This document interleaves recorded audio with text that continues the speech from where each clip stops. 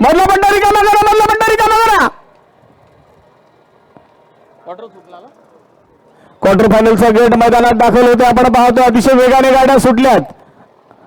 सुटसुटीत गट गेलेला अतिशय सुंदर वेगवान गट आपण पाहतो. या गटामध्ये अनुक्रमे फक्त 8च गाड्या आपल्याला पाहायला मिळतील, ज्याच्यामध्ये कैलासवासी शांताराम हिराजी कडवे मिल्कतखार, श्री मोहन गोपाळ म्हात्रे सासवणे, कुमार राज कैलास गजने सुतारपाडा, कुमारी वेदश्री कल्पेश मोरे चेंढरे, कैलासवासी सतीश मारुती कीर किहीम, श्री दत्तात्रय शंकर म्हात्रे हे कुठलं अलिबाग नाव आहे का कोलगाव, श्री दत्तात्रय शंकर म्हात्रे कोलगाव, कुमार नक्ष सूरज ठोंबरे मिल्कतखार आणि साईश नरेंद्र भगत आवास. क्वार्टर फायनलचा गट मैदानात दाखल झाला. आपण पाहतो या गटामध्ये 8 स्पर्धक गेले. अगदी सुटसुटीत सुंदर असा गट गेला आणि अर्थातच ज्या गाड्या धावून आल्या त्या आपण पाहतो अतिशय सुंदर असे रंग उडवलेले आहेत. सर्वात पहिले आपल्याला गुलाल पाहायला मिळतोय, तदनंतर भंडारा आणि वेगवेगळे रंग हे पाहायला मिळतात. सजावट बैलांची जर पाहिलीत तर बैलांच्या गळ्यामध्ये हार पाहायला मिळतात. अगदी शिंगानं जर पाहिलं तर गजरे बांधलेले आहेत आणि निकॅप सुद्धा पाहायला मिळतात. खूपच छान.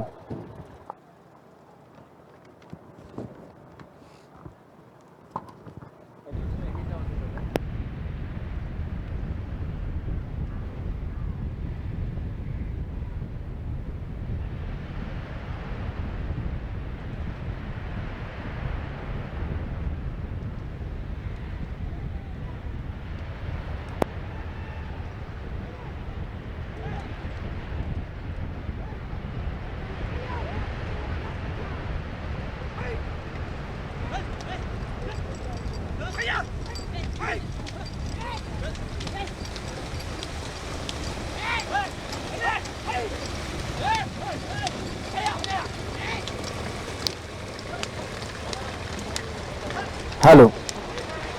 तर निश्चितच आद्यनाईक स्मृती प्रतिष्ठान म्हणून या ठिकाणी आपण पाहतो भव्य दिव्य पारंपरिक हौशी बैलगाडी संघटना व आम्ही दादा नाईक मित्र परिवाराच्या वतीनं सुंदर असं आयोजन आपल्याला पाहायला मिळते. आद्यच्या अनेक आठवणी आपल्याला या ठिकाणी पाहायला मिळतील. प्रत्येक ठिकाणी बैलगाडीची शर्यत आणि त्या शर्यतीमध्ये आद्यच्या नावाने बैलगाडी असते. त्याचबरोबर जर नामोल्लेख करायचा झाला तर क्रिकेटची जी भव्य दिव्य स्पर्धा असतात, टुर्नामेंट्स असतात, त्या प्रत्येक टुर्नामेंट्समध्ये आद्यच्या नावाने स्पर्धा भरवली जाते किंवा प्रत्येक ठिकाणी टुर्नामेंट्समध्ये सहभाग घेतला जातो. आद्य सप्लाय मात्रोली म्हणून ते नामोल्लेख नेहमी असतो. अर्थातच मग क्रिकेटचं समालोचन असेल, बैलगाडी असेल, कबड्डी असेल, प्रत्येक ठिकाणी आम्ही समालोचक म्हणून असतो. तर आद्यचं नाव हे अगदी प्रत्येक ठिकाणी आपल्याला पाहायला मिळतं. त्यासाठी खूप खूप धन्यवाद असणार आहे दादाला. निश्चित खूप आठवणी, गोड आठवणी आहेत मित्रांनो. मागच्या वर्षी याच मैदानात जेव्हा नाद झाला होता, कुठले सांगतो, बैलगाडी गट क्रमांक 5 चा निकाल माझ्याकडे येतोय, पाहूया. बैलगाडी गट क्रमांक 5 मध्ये अर्थात प्री क्वार्टरचा निकाल आहे हा.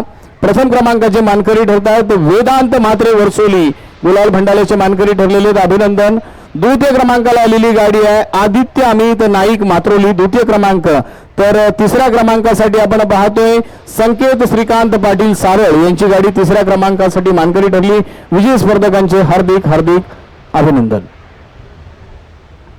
सेमीचा गड्डा डिक्लेअर करून ठेवता, अनाउन्समेंट करतो.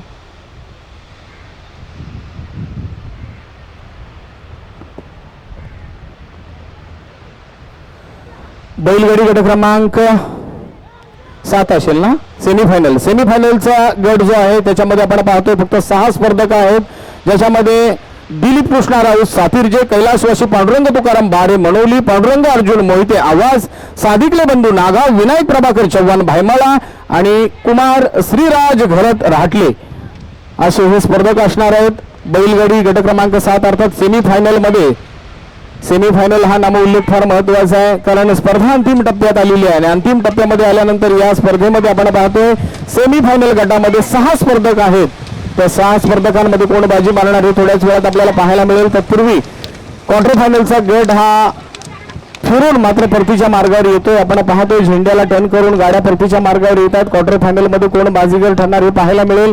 एक गट असा पाहायला मिळाला ज्याच्यामध्ये जी गाडी प्रथम क्रमांकाला अंतिम टप्प्यात होती अगदी लाईनवर आली आणि ती गाडी चतुर्थ क्रमांकावर गेली. काय झालं, अक्षरशः कुठेतरी ग्रहण लागल्यासारखं किंवा कोणाची तरी दृष्टी लागली असा प्रकार मात्र पाहायला मिळाला मैदानामध्ये. तर म्हणून म्हटलं जातं नाद एकच बैलगाडा शर्यत. क्वार्टर फायनल मध्ये आपण पाहूया काय घडणार. क्वार्टर फायनलचा गट सुद्धा अतिशय लागून आलेला दिसतोय. खूप दूरवर अजून गाड्या आहेत. नेमकं सांगता येणार नाही कोण बाजीगर आहे, कोणाची गाडी पुढे आहे, कोणाची मागे आहे. परंतु आपण पाहतोय हा गट सुद्धा इथे 4 ते 5 गाड्या मात्र लागून आलेल्या आहेत आणि अंतिम टप्प्यामध्ये ही चुरस वाढणार आहे. कारण जसं प्रेक्षक मिळतात बैलांना, तर प्रेक्षकांमध्ये आल्यावर गाड्यांचा वेग वाढतो. ते चित्र मात्र मैदानात पाहायला मिळेल.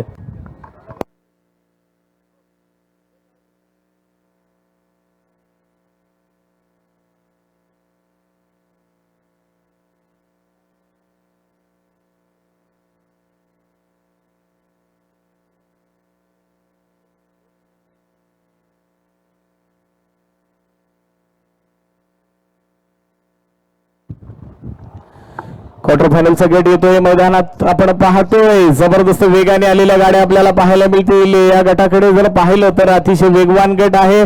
तदनंतर सेमीफायनल आणि सेमीफायनल नंतर आपल्याला मेगा फायनल सुद्धा पाहायला मिळेल. पाहूया ड्रोनच्या साहाय्याने सुद्धा या ठिकाणी हे छायाचित्र टिपलं जातंय. सुंदर असं भव्य दिव्य आयोजन आणि नियोजन इथे आपल्याला पाहायला मिळतंय. अर्थात एक गाडी मात्र काहीशा अंतरात पळालेली आहे. इथे जर आपण पाहिलं तर चुरस लागलेली पाहायला मिळाली.